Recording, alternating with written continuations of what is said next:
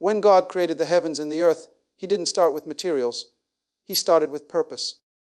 Everything that was made from a word, and every word came from a vision that was already complete in the mind of the Creator.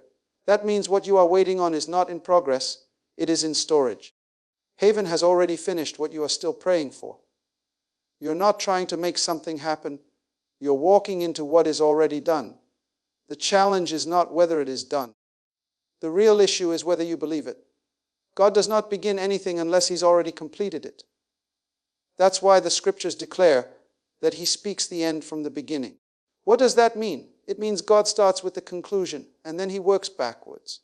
So when God gives you a dream, a promise, or a word, He's not guessing your future. He's reminding you of what's already been settled in eternity. You are not discovering your life, you're uncovering it. That's why vision is so powerful. Vision is the glimpse of your finished life. It's not a fantasy. It's not imagination. It's divine memory. The reason it feels so familiar is because your spirit has already seen it. Before you were formed in your mother's womb, purpose was assigned to you. And once purpose is assigned, provision is obligated. The universe, creation itself, must align to deliver what is necessary for God's will to be fulfilled through you. But here's the secret. God will not move unless you do. He has finished His part, and now He's waiting on you to act as if it's already done. This is why Jesus kept asking people, do you believe? Not because He needed to be convinced, but because authority is activated through belief.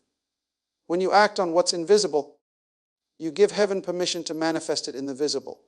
That is the partnership between divinity and humanity. You must act like it's done. You must speak like it's done. You must walk like it's done, even if the bank account says otherwise, even if the diagnosis says otherwise, even if the people around you cannot see it. Do not let the natural world govern your actions when your assignment comes from the eternal realm. Your source is not your job. Your source is not your family. Your source is the kingdom. And when you operate in kingdom faith, everything in the earth realm must adjust to accommodate what heaven has already decreed. Let me tell you something. The universe doesn't respond to desperation, it responds to order. And order is established when your belief matches your behavior. When you live in alignment with your assignment, you will find that things start coming to you. Resources show up. People appear. Doors open. Not because you force them, but because your alignment creates a demand in the spirit. Heaven is not moved by panic. It is moved by protocol. So stop begging and start building. Stop crying and start commanding. Stop doubting and start demonstrating. The most dangerous thing you can do is ask God for something He's already given and then behave as if it's still being negotiated. That's not faith. That's unbelief in disguise. You must retrain your mind to accept that what you asked for already exists. You don't need to convince God to bless you.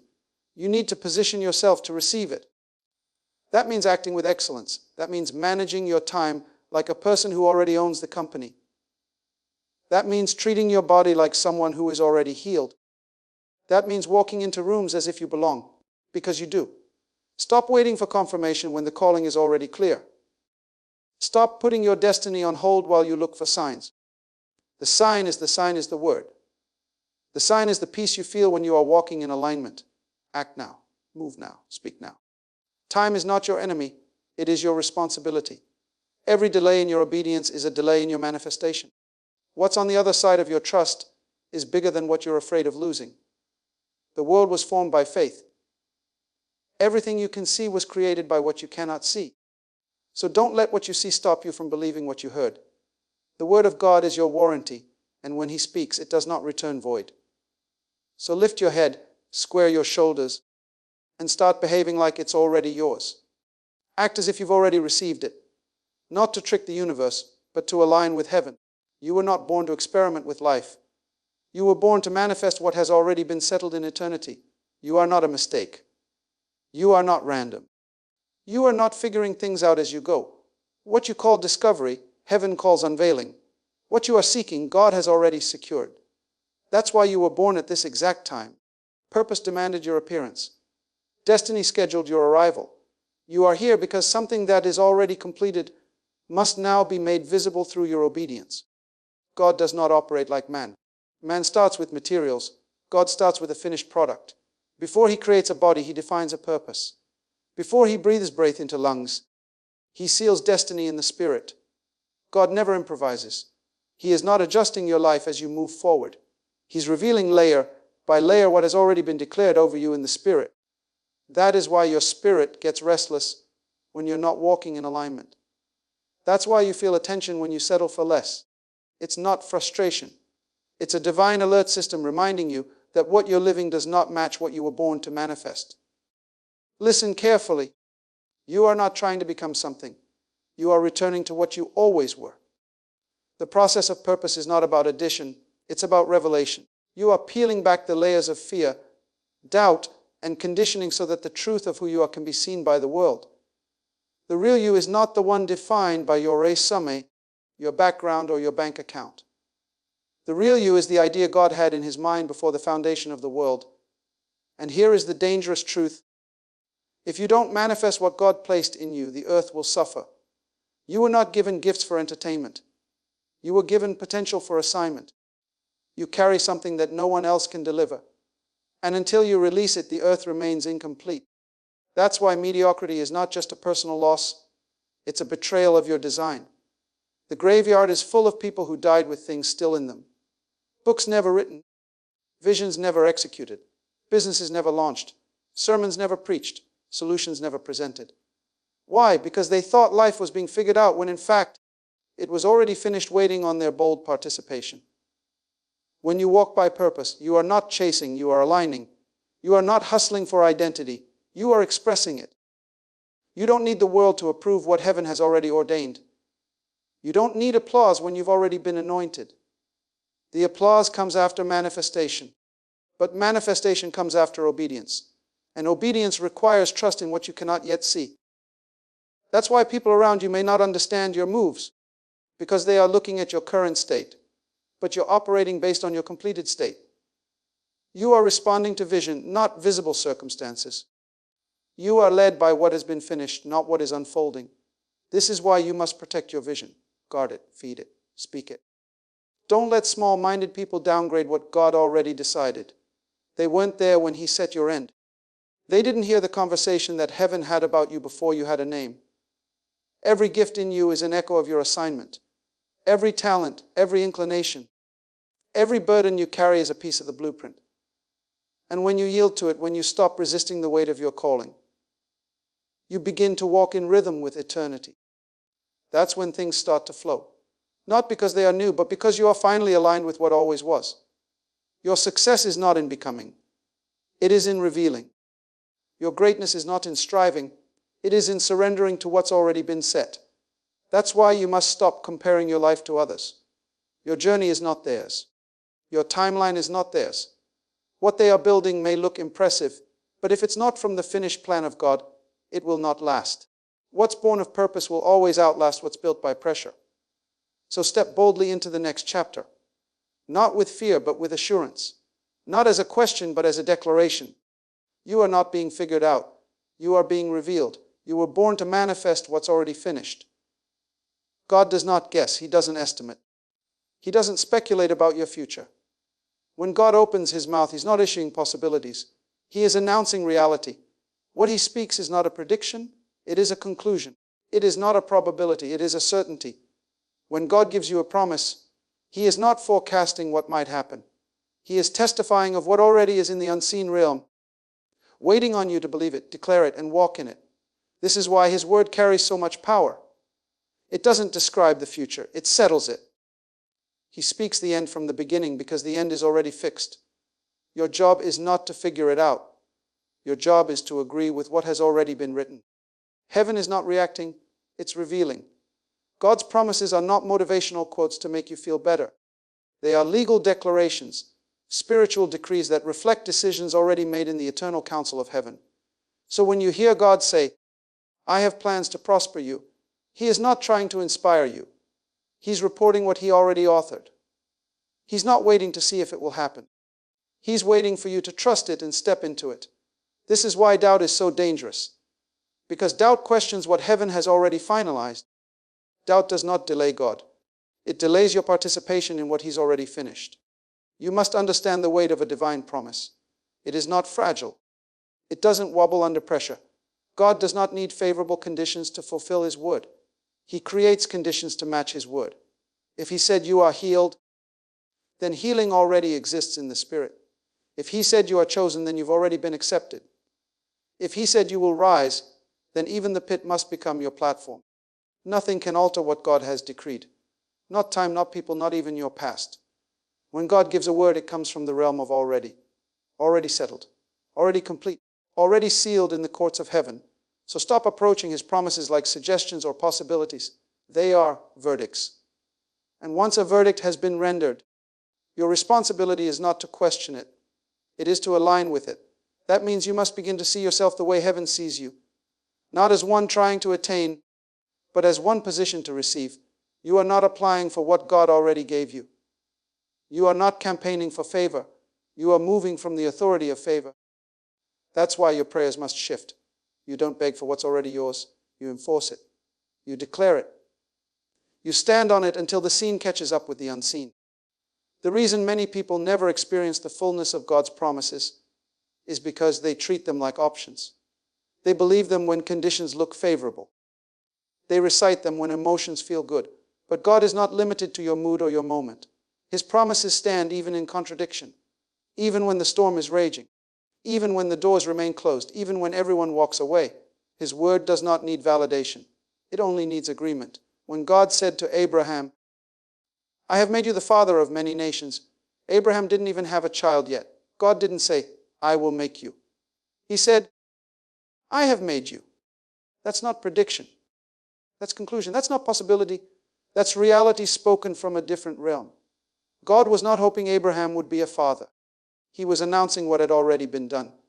And the same is true for you. What He has spoken over your life is not a dream. It is documentation from the courts of heaven.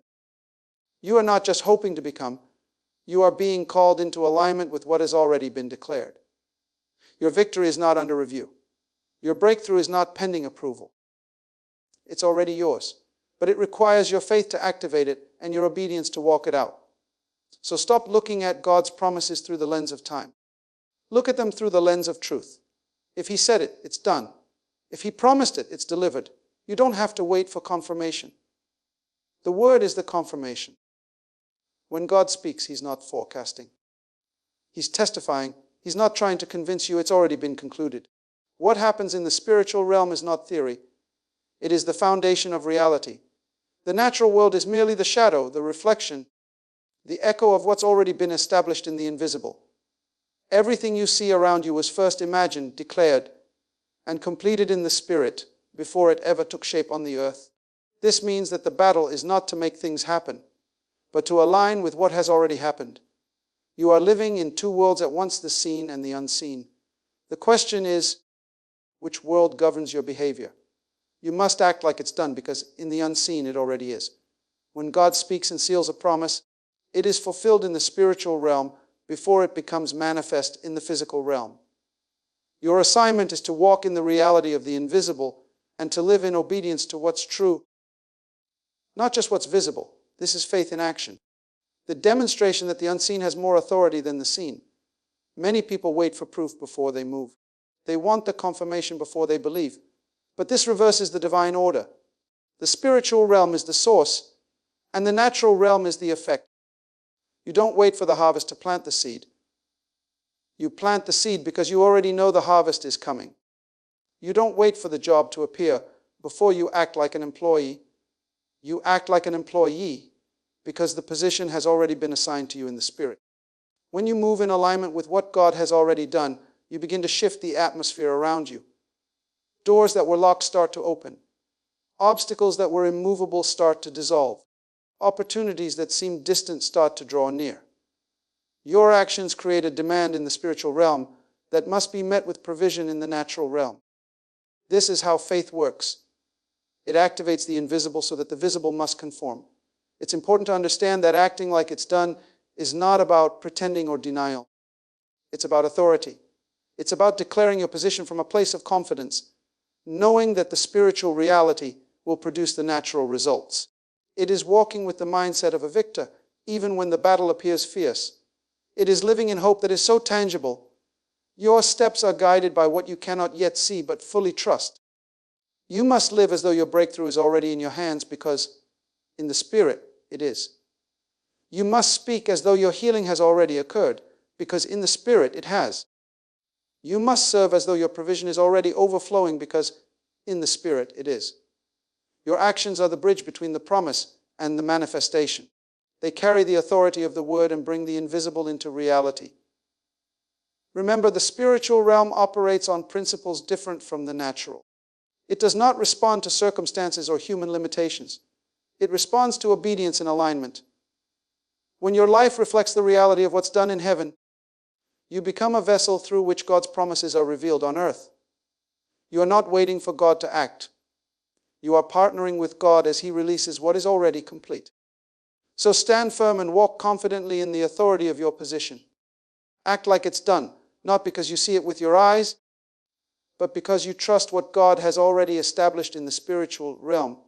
Your faith-filled actions will cause heaven and earth to intersect, and the manifestation of God's promises will become undeniable. The unseen is the source, the natural is the outcome. Act in faith and watch the invisible become visible before your very eyes.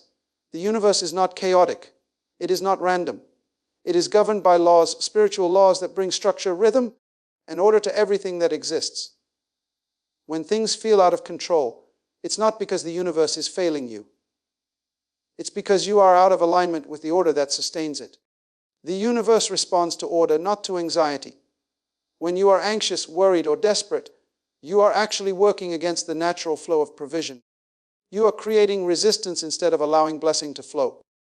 Order is the language of the kingdom. It is the foundation on which God established creation.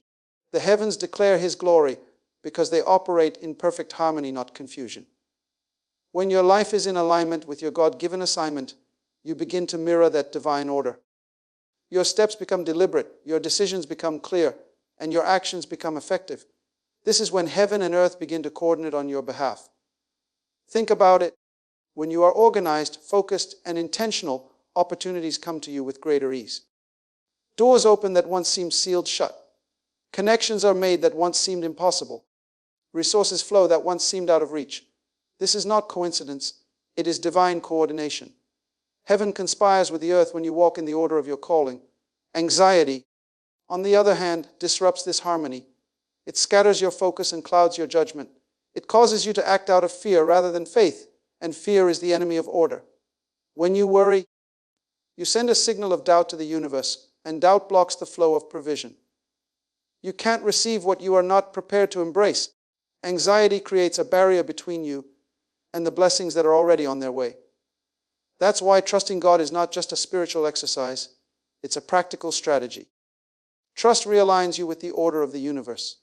It clears your mind, steadies your heart, and sharpens your focus.